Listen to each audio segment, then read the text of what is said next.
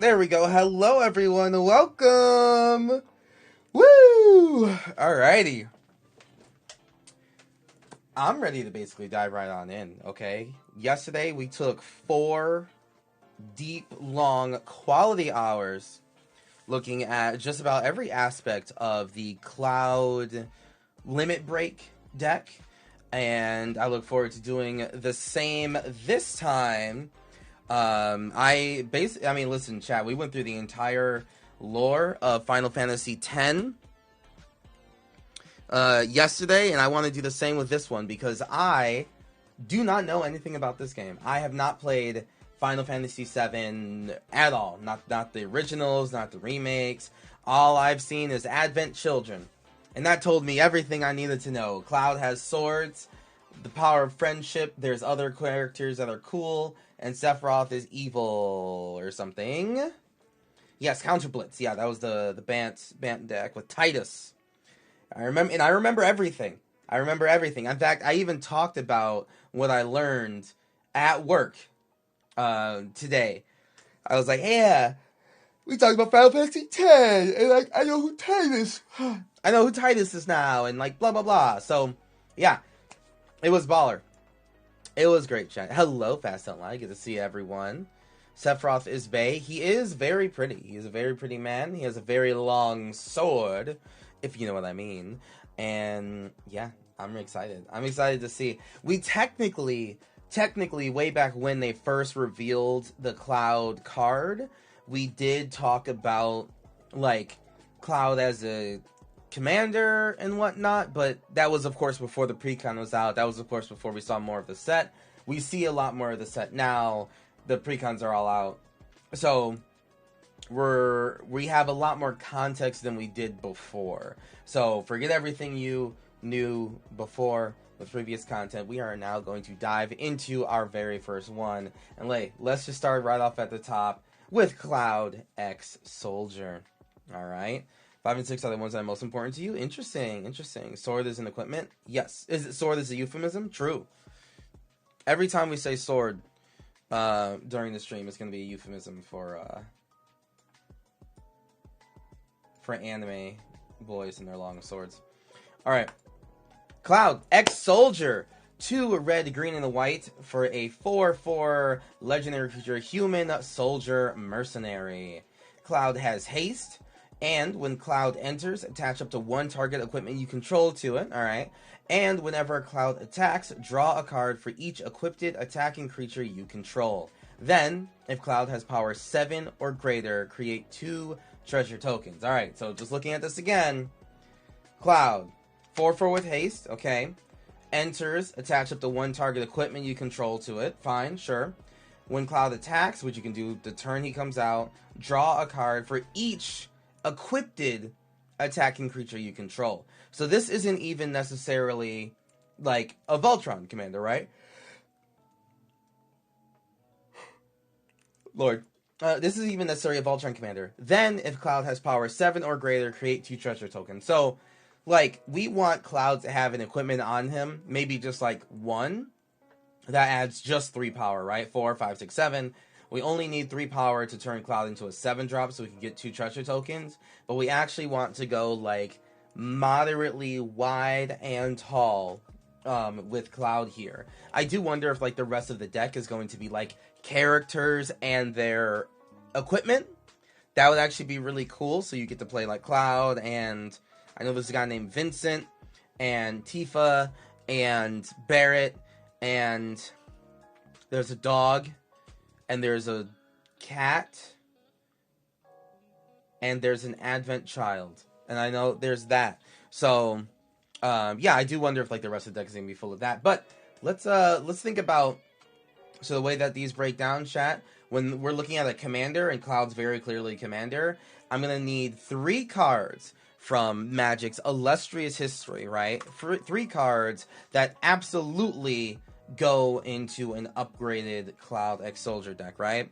I have the deck list on the side here just to make sure that we don't like recover bases.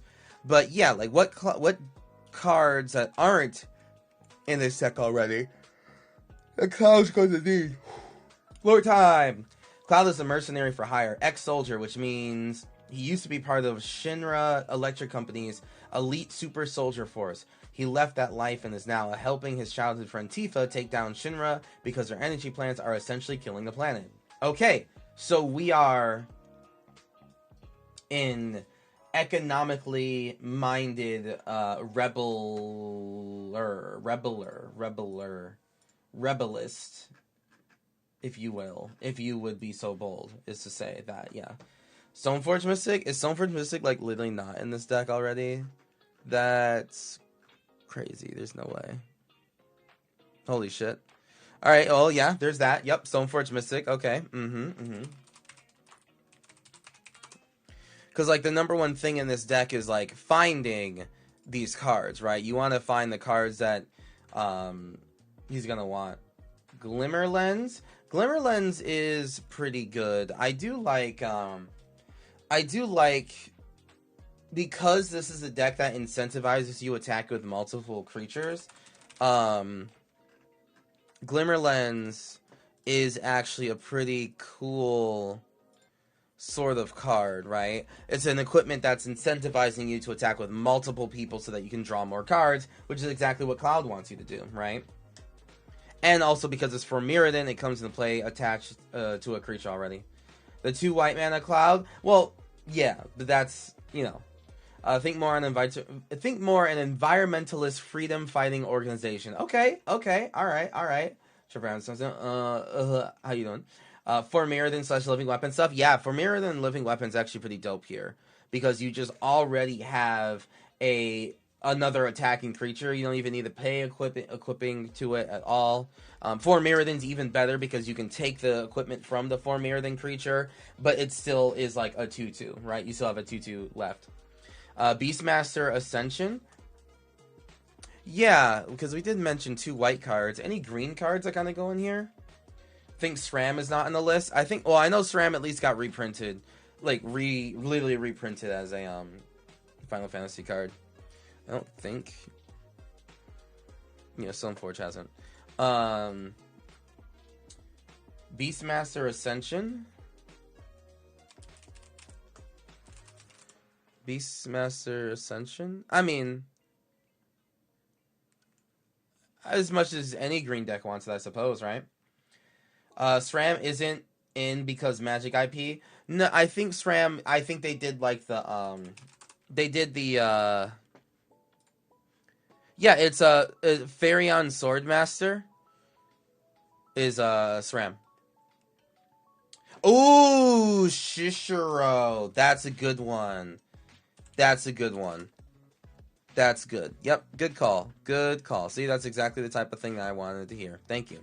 All right. Now, this is a point of contention because aesthetic-wise, these Final Fantasy VII cards are taking from Remake and Rebirth more so than the OG7. Okay, that's good to know. That's good to know. So what I'm seeing here is more like the Remake era. I hear like the remakes are pretty lore accurate, but they still change some things. I think the overall beats are lore accurate. Lizard Blades, Bloodforge Battle Axe. Yeah, all of those are going to be really good. But in terms of just like, I want like kind of 3 things to talk about. We have Stoneforge Mystic. That's going to be another creature that tutors up a specific equipment that you want, which is going to be pretty important for Cloud, right? Tutoring up the equipment that you need. And then Glimmer Lens is a good example of how you can go like medium, both like wide and tall, by getting equipment onto creatures, especially equipment that already have creatures come into play with them, and draw cards when you are attacking. And then lastly, Shishiro is a good kind of like green representation for things that you might want to add to this deck, just so you can go like, hey, equip the creatures are modified creatures. We have something here to talk about. But Balin and Kambal, yeah, absolutely. All of those equipment cats will be sweet for it. Job select is a strong keyword for this deck, but it doesn't have any because they're mostly representing FF games with job systems, which this is not. Yeah, this is not, like, Final Fantasy VII is, like, everyone is, like, they have their own weapons, they have their own thing. This is not a job selection sort of thing, right? Yeah, this is totally fine. Alright, yeah, no, those are just kind of, like, 3 examples that I wanted. So, let's do the thing. So, first and foremost,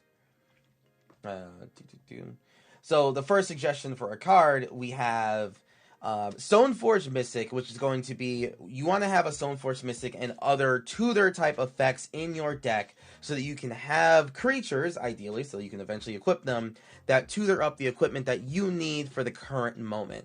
You can have equipment basically throughout your entire deck that fit every single specific situation that you need, or that you're running into, but you need to find them at the right time. You don't want to just blindly draw a million cards. You want to get the specific equipment that you need. So Stoneforge Mystic would be absolutely perfect for that. Next, you want equipment that help you actually go wide and tall, because this deck isn't about making a bunch of 1/1 guys and then giving them all separate equipment and then swinging, which would be cool because you'll draw cards, but you're going to have a couple moderately costed creatures that have equipment on them that are going to hit higher than their weight class, and you're going to be able to draw a couple cards with Cloud and then get some treasures to actually cast spells with, and Glimmer Lens is a perfect example of this. This is an equipment that comes in play attached to a creature and incentivizes you to attack with a multiple creatures so that you can draw cards. And then lastly, we have Shishiro the Shattered Blade. There's actually quite a couple cards in green and red that are pro equipment, pro artifact based. So you'll be able to play cards like this. Turns out modified creatures are all of the creatures in your deck that have equipment on them. So they'll become stronger. You get a bunch of tokens that you're able to block with. If you have extra equipment lying around, you can equip those tokens with equipment. It'll be a fantastic time. But just like some 3 very quick upgrades and things to think about when you're building Cloud X Soldier. You want to be able to tutor for equipment. You want to have equipment that incentivizes or praises the fact that you're attacking with multiple creatures, and equipment that comes to play with a creature attached to it. And then modified creatures over there with Shishiro are, well, modified creatures are everything that you have with an equipment on it. So anything that gives equipment creatures extra combat, trample, etc., you're going to want to have in this deck. And boom, there we go. And see, I click the save button, and then I send it over to an editor, and then boom. All right, let's go over to the next one. This one, that's like a brief like introduction of how we're going to do these, right? When we find a commander, we want to get 3 cards that definitely need to go in a Cloud deck, you know, a deck for this commander. And then next, we go over, if we find a card that's more of like in the 99 and not a commander, we find other commanders that this card can go into. All right, let's go over to our next one. Tifa, Martial Artist. Let's go. All right, now this one, I am personally, chat, I am going to build Tifa because I made that banger tweet pointing out that Tifa Lockhart has the same colors as the Italian flag, and if you know, you know why that's absolutely hilarious. So I specifically will be building a Tifa deck once I can get my hands on her. So Tifa, Martial Artist. 1 green and white for a 4/4 legendary creature, human monk with melee. Whenever this creature attacks, it gets +1 until end of turn for each opponent attack this combat. Wonderful. Whenever 1 or more creatures you control with power 7 or greater deal combat damage to a player, untap all creatures you control. If it's the first combat phase of your turn, there's an additional combat phase after this one. So that's totally fine. Do you think Goldwarden's Gambit will work? Oh, 100% Hawktopus. I love that name. Hawktopus 9. Yeah, Goldwarden's Gambit would be fantastic in the Cloud deck. Like, really, really good. You're building the other Tifa right now, and I probably won't play it because she's absurd. Really? That's the mono green one, right? Tifa's your favorite Italian senator? True. Tifa fans love Italy, right? Turn 3 kill without ramp. So damn, okay, shit, I didn't know it was all like that. But yeah, so this Tifa is really cool. I like melee, right? So if you get extra combats with her, she keeps that +1/+1 that she gets from the, you know, your first attack. If you attacked 3 different opponents on your first combat, she's gonna get +3/+3. Already bring her to 7, which is really cool, right? And then you get an extra combat. She keeps that +3/+3, and then you attack again. Oh wait, and until end of turn for each opponent. Yeah. That's sick. That's dope. All right, so whenever one of our creatures you control with power 7 or greater deal combat damage to a player, untap all creatures you control. If this is the first combat phase of your turn, there's an additional combat phase after this one. So there's a lot that you can do with I mean, like, extra combats, Naya extra combats, you can definitely, definitely soup that up. I think the first thing that we want, that melee is a triggered ability on attacks, right? You're adding her to your Voja deck. I mean, fuck it. At that point, why not? Wolfgar? Yeah. Wolfgar. Icewind Dale also has melee. Basically, it's like Tifa. 4/4 with melee. If a creature you control attacking would cause a triggered ability of a permanent you control to trigger, that ability triggers an additional time. And that does that does affect, like, if you have opponents attacking, like either you or other players, and you get a trigger, that counts for oh wait, no, it's a creature you control. Never mind. Take all that back. All right, what else? Double melee? Yeah, double melee is cool. Anzrag, yeah. Anzrag, the Quake Mole. 4 mana, 8/4. When Anzrag, the Quake Mole becomes blocked, untap each creature you control. After this combat phase, there's an additional combat phase. That's kind of huge. That's kind of big. That's a pretty decent way to get a lot of extra combats, too. Like, a lot of extra combats.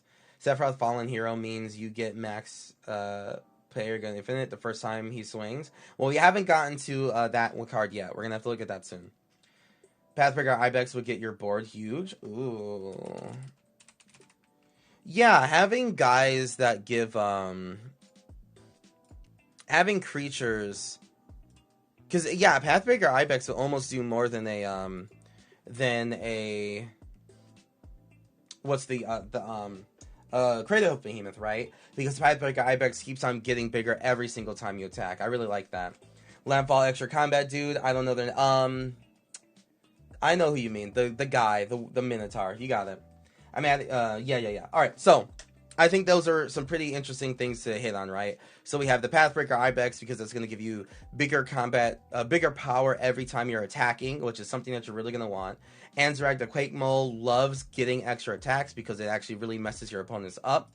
And then lastly, Wolfgar gives you double attack triggers whenever you attack with any of your creatures, right? Any of your creatures attacking will double on attack triggers, which Tifa will love with melee. And the rest of your board, and the rest of your deck was honestly going to love her. Alright, so diving into the content section. Tifa, Martial Artist, gets 7. So Tifa, Martial Artist, wants you to attack multiple creatures at the same time, which is absolutely fantastic. And then, if you control a creature with power 7 or greater, dealing combat damage on that first combat, you're going to get another one from there. So, firstly, Wolfgar of Icewind Dale is going to be a perfect red-green card that says, hey, do you trigger any abilities when you go to attack, like melee perhaps? Double that, right? Get a second melee trigger, which Wolfgar is already having on himself. Tifa's gonna love that. Tifa's gonna end up being your 7-power creature really, really quickly as soon as you have Wolfgar out. Next, we want to focus on creatures that love having additional combats. Like, additional combats are fine, right? We already know the general concept of wanting additional combats. But we also want to get creatures in here that like having additional combats, right? So Anzrag, the Quake Mole, says every time he attacks, it has to be blocked. And then you get to untap and have another combat if Anzrag is still alive, right? So this is going to be an absolutely really good card in this deck, even if you don't give Anzrag Trample, right? And then lastly, you're going to want things like Pathbreaker Ibex. Craterhoof Behemoth is a great card, enters the battlefield, buffs your whole board. That's really, really cool. But because we're going to get multiple attack steps, cards like Pathbreaker Ibex allows your entire board to get bigger than the first attack, then get bigger on the second, and then the third, and however many extra combats you have, your board just gets bigger and bigger and bigger every single swing. So I would run Pathbreaker Ibex over Craterhoof Behemoth, if in all honesty. So yeah, these are just 3 simple upgrades that you can play in any Tifa and Martial Artist deck. I mean, all 3 of these go in every single one of them, but on just... each of them really hit on a specific part of her abilities that you always want to make sure that you're doubling down on. Tifa and Jetmir is going to be spicy. Yeah, Jetmir giving what? +3. So it's like Tifa's already 7. And then Double Strike and Trample and something else. Yeah, Jetmir is going to go hard here. All right, let me see what Mia's saying. Let me make sure I get all that lore. Lore time. Tifa is Cloud's childhood friend from the town of 𝔹𝕃ℂ𝔻. After a horrifying incident that saw the town set ablaze, she winds up living in the slums of the city in Midgar. She meets Jesse, Wedge, and Biggs and becomes friends with them. She works off her medical debt, having been slashed with a giant katana and blacking out in 𝔹𝕃℃. Okay, wow. Eventually, she ends up working at the bar Seventh Heaven, where she meets Barrett. She eventually inherits the bar and joins the rebel group Avalanche to help her friends. Okay, all right. So Tifa's just kind of all around cool. She has a scar, I guess, that she's healing from, and just seems to be like a cool all around person. Okay, I know that she kicks butt in the Advent Children. I know that much. Just prior to the beginning of 7, she finds Cloud at the train station, completely zooted out of his mind until he recognizes her. She tells him about the Avalanche gig, and he agrees to help for a price, having promised he would come and rescue her if she was ever in trouble. Cute. Is the new set coming out in June? Yeah, the new set comes out next month. All right, let's dive into the next card here, chat. The next one is Sephiroth. Alrighty. We're going to actually go into the Sephiroth one. I think that this one is actually more of a commander. So let's go over this one. Is this from the set? No. Everything that we're looking at is going to be from the commander precons themselves. So none of this is standard legal. None of this you're going to find in limited. Every single one of these cards is going to be in the commander decks themselves. So let's dive into the brand new red-white Sephiroth. I think back when he was a hero, maybe? You're going to have to tell me, chat. We have Sephiroth Fallen Hero 3, red and a white, for a 7/5 human avatar soldier. Genova calls. Whenever Sephiroth attacks, you may put a cell counter on target creature. Until end of turn, each modified creature you control has base power and toughness 7/5. And then the reunion, pay 3 and sacrifice a modified creature. Return this card from your graveyard to the battlefield tapped. Okay, now, what is this? What am I looking at here? Is this Advent Children Sephiroth? The whole, like, bring a creature back. Like, he comes back from the dead, right? When he, like, those other Advent Children people sacrifice themselves. Is that, like, a thing? This is basically the same deck as Tanazir. Yeah. Nah, that's just straight from the game. Okay. Let me get to it. Okay, alright. Nesting Grounds. What's this one's Nesting Grounds? This is a commander. For sure. Nesting Grounds? That sounds like a... What's Nesting Grounds for? A cell counter? Why would you... You don't need that. Just put it on a creature that you want. Like, whatever. Land that moves counters, I think. I don't think that you need it. I mean, just... When you attack with Sephiroth the first time, right? Like, you put a cell counter on just any creature that you want. It's probably something that you want to be a 7/5.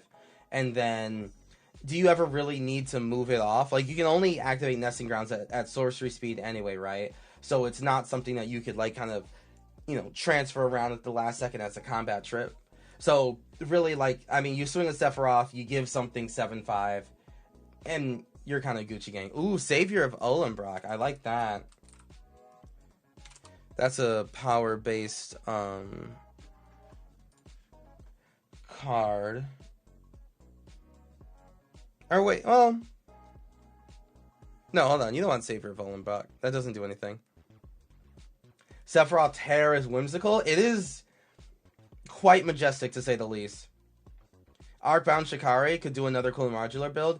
Yeah, so I like that Sephiroth is hitting on the modified creatures part. So as we know, the deck is probably going to be full of equipment. We already saw Cloud about that life. Tifa already is like wanting to hit with 7 power creatures. So Sephiroth in here does like 100% really buff the deck up. That Tarkir Siege gives you 2 combat triggers. True. Yeah, Wind something Siege. Windcrag Siege, yep. Windcrag Siege giving extra combat triggers. I like that. It modifies itself and will always trigger because Sephiroth is huge. Correct. Anafenza is a hitter. Huh? Which one? Huh? Which one? Bolster or Endure 2? Huh? It modifies itself and while its trigger. May work with Eowyn. Ooh, well, he is a human. Eowyn. What, just the fact that, like, Eowyn has big power? Eowyn doesn't really... Oh, I see. Hold on. Well, hold on. Eowyn... No, Eowyn Fearless Knight is only when she enters. When she enters, she can exile a creature an opponent controls with greater power. Which is... You don't want Eowyn to have a 7/5, right? This is cards that can go in Sephiroth. I think Sephiroth can be a commander all by himself. So we're finding cards that would want to be in a Sephiroth deck. So if there's also a 5-mana 7/5, good old power creep. Yeah, Kintree Spirit. I don't know about that one. Combat Thresher is a good thing to put a cell counter on. Combat Thresher. Okay, a 3-mana 3/3 with double strike. It's just an equipment, but now you make it bigger. Yeah, having double strike, trample. Or hold on. Let's think about who's that commander? Who's the 0-drop commander? Let's talk about that. The 0-drop commander that has like trample first strike, not Urabrask. Ryan Sinclair, yeah. Ryan Sinclair. That is actually pretty true. Ryan Sinclair is pretty good here. Ryan Sinclair actually is pretty decent here. Rograk, yeah. Rogra. Son of Rod, yeah. Yeah, first strike trample, first strike menace trample, right? I think that's really good. I think that's a good example. I just found a card for him too. I was looking for cards in the deck myself and you stumbled on Storm Beacon Blade. That's from Tarkia, right? So Storm Beacon Blade is Storm Beacon Blade you can have as like a pretty simple and straightforward upgrade for the Cloud deck as a whole, because Storm Beacon Blade says a cryptic creature gets +3/0, and whenever a cryptic creature attacks, draw a card if you control 3 or more attacking creatures. That's about Cloud in general, right? But Sephiroth Fallen Hero, like, unless I'm missing something, I don't really think... Like, Sephiroth wants to attack, put a cell counter on something, and then each modified creature gets base power toughness 7/5, and then sacrifice the modified creature, bring Sephiroth back, right? So 4 Mirrodin cards are really good here, right? Felidar Retreat, either more dudes or modify everything depending on your needs. This is true. And now I'm seeing what you're saying, like Anafenza bolstering, or I guess Anafenza doing the whenever a creature of yours dies, you endure 2. No, that just makes a token. Yeah, Anafenza Kintree Spirit's not bad because you're bolstering everything. That's not too bad. You could do tokens and supply runners. Yep. But Krenko, Tin Street Kingpin, yeah. I really like Krenko here, right? Because Krenko Tin Street Kingpin is actually really, really huge. I'm actually gonna put that in here instead of actually Ryan Sinclair is going to be replaced for Krenko. Endora's counters or tokens. Yeah, Endora puts the counters on herself. Alright, so Lord Time. Sephiroth is a super soldier who works for Shinra. He was a hero to all before he visited the Nibelheim reactor with Cloud, with an asterisk, on an inspection. In the reactor, he found tanks containing monsters being developed by Shinra by subjecting... Sorry, hold on, I gotta catch up to where you're saying. I need the lore on these characters because I have literally no clue. I gotta pop this out. So, Lord Time, with Cloud on the expansion, in the reactor, he finds tanks containing monsters being developed by Shinra by subjecting people to Mako energy. He also finds a room marked Genova, the name of his mother. He does research in the basement of the local Shinra mansion, very Resident Evil, and finds out the truth. He was biologically developed using the cells of Genova. Okay. Probably Anim Pakal over Krenko. I think Anim Pakal specifically wants she gets plus one counters, and she makes gnomes equal to the amount of plus one counters on there. So no, she doesn't want bigger power. Super glad I found your stream. I appreciate that, Cannonball. That means a lot. Anim Pakal was a devastating deck, but you can get more gnomes for higher power. Right. Krenko cares about power, whereas Anim Pakal is strictly plus one. Yep.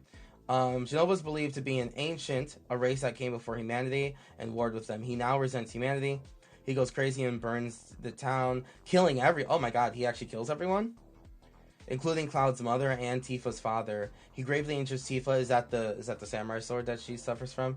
And Cloud attempts to stop him. This art depicts him burning down the town. Wow, wait, so when did this happen? Like, when did, Sephiroth do this? Is this after we kind of meet the merry band of heroes, or is this significantly before? Eowyn Shield Maiden, go to combat. You get 2 knights with haste. Sephiroth can make one of them 7/5s. You get a consistent token creatures to bring Sephiroth back. Yeah, that's not too bad. I get what you're saying. I think Sephiroth could definitely go in an Eowyn deck. But Sephiroth, I believe, is a powerful enough commander on his own, so we're going to focus on where he can be placed commander-wise. Like, where can he fit in a commander deck? This is a flashback years prior. Okay, gotcha. But yeah, I see what you mean now, Freyord. At the very least, I do get what you mean. It's backstory, but now long ago varies by version. Oh. Stuff like Abzan Falconeer would be great. Abzan Falconeer cares about plus one counters, which Sephiroth doesn't deal with. What's happening here? Hold on. We realize that Sephiroth does not deal with plus one counters, right? He does like modified creatures. Don't get me wrong. Each modified creature becomes a 7/5, and that is cool. And I guess if you're doing plus one counters with Abzan Falconeer, there'll be 7/5s with flying. That maybe is what you mean. Okay, I kind of get that, but this is like right after Cloud joined to be a soldier. He got sent with Zack and Sephiroth to be the little grunt. Oh, right, yeah. I've seen like a little bit of that cutscene, but I'm not entirely sure. New Elspeth just zeros her repeatedly. Just make a bunch of little guys. Yeah. Ignore that comment. All right, perfect. Okay, so let's go to Sephiroth here. Yeah, we have a Zack card comes later. Yeah, we can get the Zack card later. All right. So, looking at Sephiroth Fallen Hero, if we want to make a commander deck specifically out of Sephiroth, right, he can go into the 99 of a lot of different decks. Any red-white decks that deal with plus one counters, equipment, Sephiroth is perfect for it, but I believe that he can be a deck all his own. So, whenever Sephiroth attacks, you can put a cell counter on target creature. That part honestly doesn't mean anything, right? The cell counter itself doesn't do anything, but it does make a creature modified, right? So, until end of turn, each modified creature you control has base power and toughness 7/5. Equipment, auras, and counters are all modifications. So he's just putting something on any creature he wants. It gets bigger. Awesome. And then the reunion, pay 3, sacrifice a modified creature you control, return this card from your graveyard to the battlefield tapped. So you can only trigger the reunion when he's in your graveyard, which means this is a commander who kind of has like graveyard ninjutsu in a way. You can just put Sephiroth in your graveyard, and as long as you can guarantee that you're going to be able to have a modified creature, you can always sacrifice them and bring Sephiroth back. So, looking at the cards that we want to have, just looking at the different abilities he has that we want to focus on, we want to look at we want to look for cards that double attack triggers, right? So whenever Sephiroth attacks, you can now put 2 cell counters on something, right? So a cell counter over here, a cell counter over here. That's just going to end up being super strong over a long period of time. This allows you to have 2 creatures that can always bring Sephiroth back. Even if Windcrag Siege doesn't seem like the most impactful here, having 2 options to bring Sephiroth back in a very heavy removal format, which I believe this will be, is going to be really strong. And it also just came out in the recent set, so you can get it pretty easily. Next, Ragrak, Son of Ragak. Cards that are, 0 power, or at the very least really low power, but they have abilities. First Strike, Menace, Trample, all of that sort of stuff, right? Having cards that have 0 power, that's like the down, that's the detraction from the downside is that they have 0 power, but they have all these cool abilities. Sephiroth just puts a simple counter on them, and now Rograk is a 7/5 with First Strike, Menace, and Trample. It's really, really easy to find cards that just go absolutely sick with them. And then the last thing I want to focus on, Krenko Tin Street Kingpin. Now, there are many Krenko decks. However, this one specifically says get goblins equal to Krenko's power, right? So you can swing already, put a +1/+1 counter, and then and then have Krenko become a 7/5, right? Now, Krenko becomes a 7/5 and gets 7, well, I guess now 8 because he'll have the +1/+1 counters on him. He's going to make 7 goblins. That is really, really powerful. That's spawning like a whole army on the side. So, when in this deck, you want to try to find cards that really want to have high power and toughness because they start themselves with a low power and toughness, like Rograk. Additional combat triggers with Windcrag Siege would be fantastic. And then cards that give you things based on you having like a really, really high power. And Sephiroth is going to allow for that. So that's probably the best Krenko you can have in here. Alright, and then boom. Now, I saved the clip. That's going to the editor. Tell me more about Sephiroth. Turns out that 0 mana creatures can be strong when you make them beefy as Sin. Yeah, literally. Also, I think Sin in this game is like a 9/9, so almost there. They're gonna go Goblin Shenanigans, go Burr, right?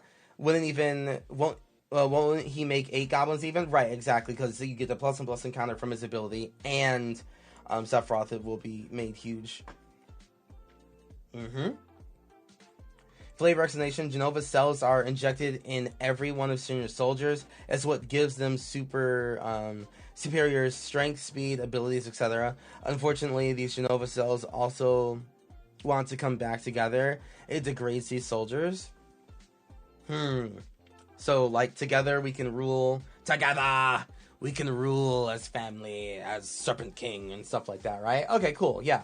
So all the cells want to join back in. Is that what happens in Advent Children? One Sin is a 5/5 with a ton of counters. The other is a 7/7. Damn, Sephiroth could just cut that bitch in half. Okay, that happens in Advent. Oh yeah, all the kids had like things on their necks. Okay, I get you. Alright, cool. Next card. Ultimate Magic Holy. What in the hell is that? What in the hell is even that?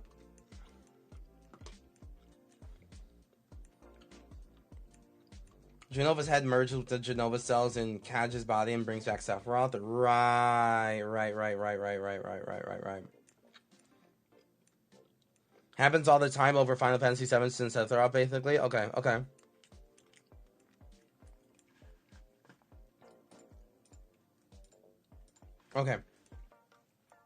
Teferi's Protection at Home. Is that what this card is? I have yet to read it yet, so let's go see. Alright. Chat is calling this card Teferi's Protection at Home. Let's find out. We have the one and only Ultimate Magic Holy. 2 in a white, instant. Permanents you control gain indestructible until end of turn. If this card was cast from exile, prevent all damage that would be dealt to you this turn. And it has Foretell, which is fine.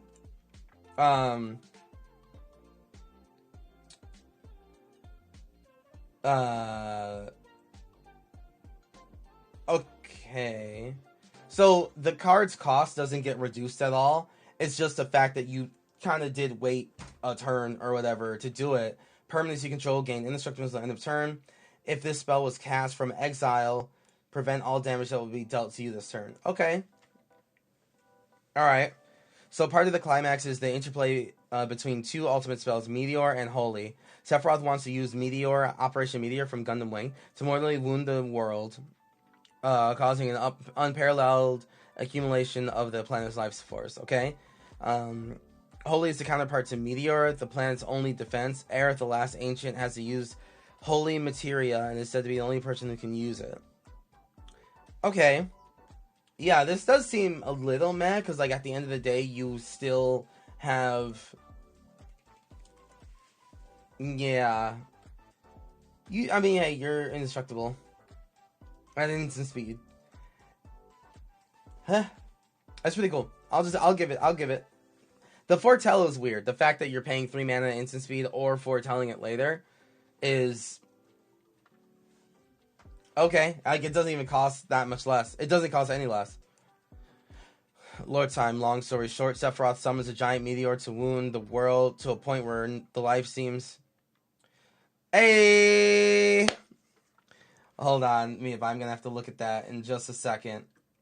Raiders, welcome on in. Thank you very much for joining me today. Wow, yeah, we're going over the Final Fantasy VII Limit Break deck. We're breaking this down one at a time while chat fills me in on the lore. Let's see. The statistic that most decks have an indestructible commander is a statistical error. Statistical error. Indestructible Justin, who has 12 indestructible commanders in his deck, an outlier, should have been excluded. True. All true. I can repost in a sec. Perfect. Thank you. 7. Yes. We are also spoiling Final Fantasy VII, although I hear the remakes kind of change some things around, so maybe it's all old lore. But yes, the Raiders are molding. Hey, listen, we love Raiders that mold, because we love mold. Thank you very much, Raiders. I appreciate it. Welcome, fellow Moldhound Gooners. My soldiers rage. Not even TEF Pro. This is Flare 42 at home.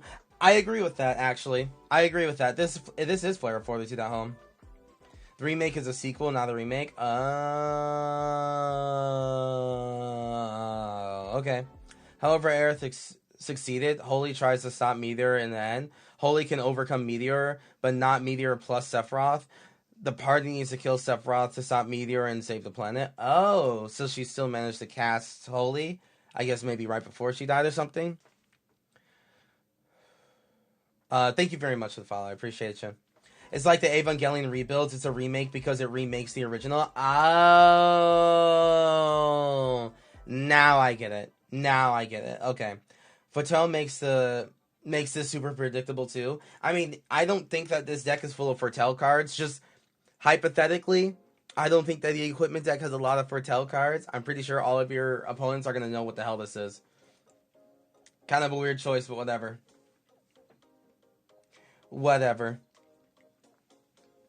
For Wella's concealed information, yeah.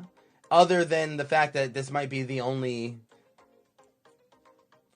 face down card in the deck. I don't know, it might be.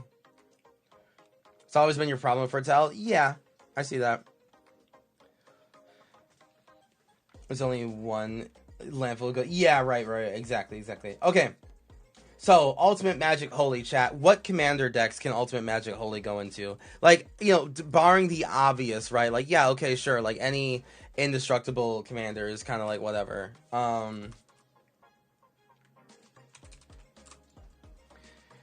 It's not horrible. No, it's not horrible. I mean, preventing damage does mean, well, your creatures typically don't take damage if they're indestructible, right?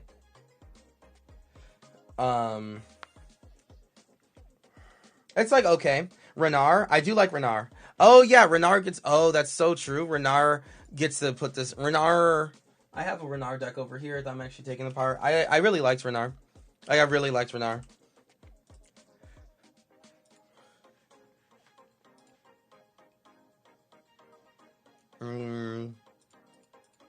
What else?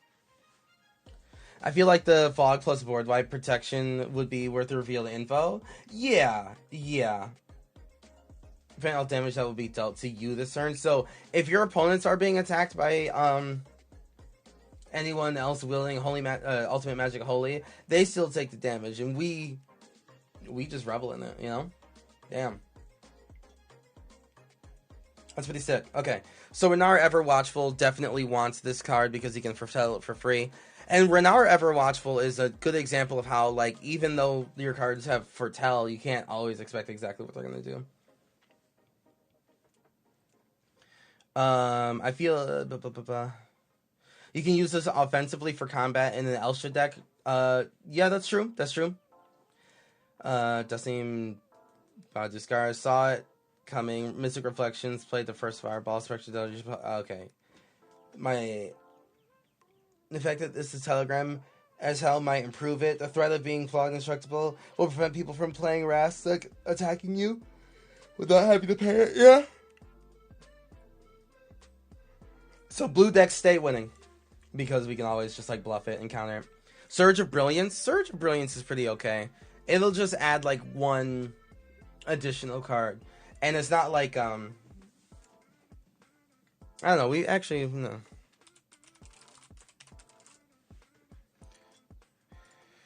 Nah, I don't think you can. Nah. Somewhat difficult to lore dump because that's right at the end of the game. Hey, that's fine. Listen, this is already great. No, if I know the fog is there, I'm going to force it. Yeah, the way my group plays is to make them have it because the best counter spell is the one your opponents haven't cast. That's a philosophy to live by.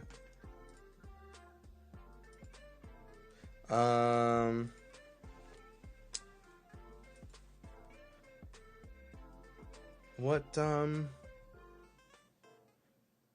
me see. What do we... I like Renar, because Renar has Foretell.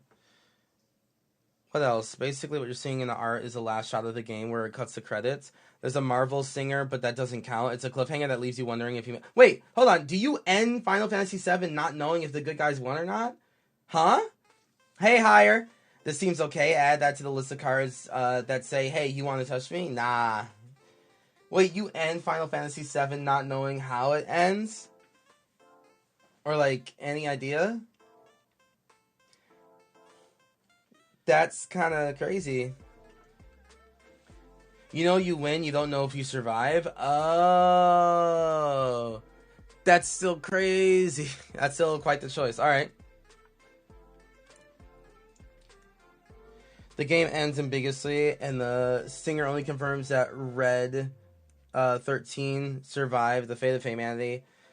Is up in the air. Well, and then Advent Children came out and confirmed that Earth was the exact same as was before. Maybe more slummy. Mia's got the lore, so I'm paying attention to that.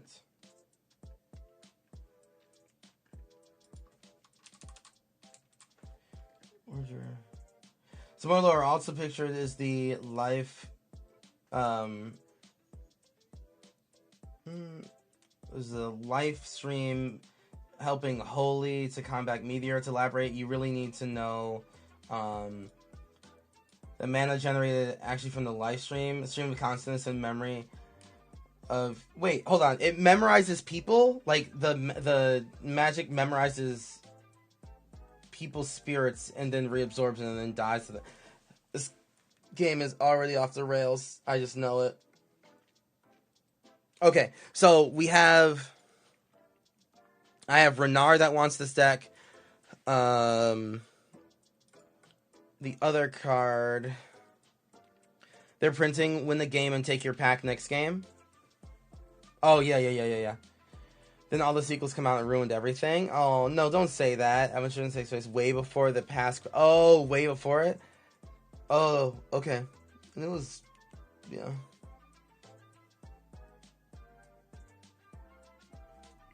Okay. Any deck set this card cares about casting spells from exile, but most of those aren't white. Oh, hold on. Pia Console. Pia Console of Revival. Oh no, let's play a land from exile. Or cast a spell. Okay.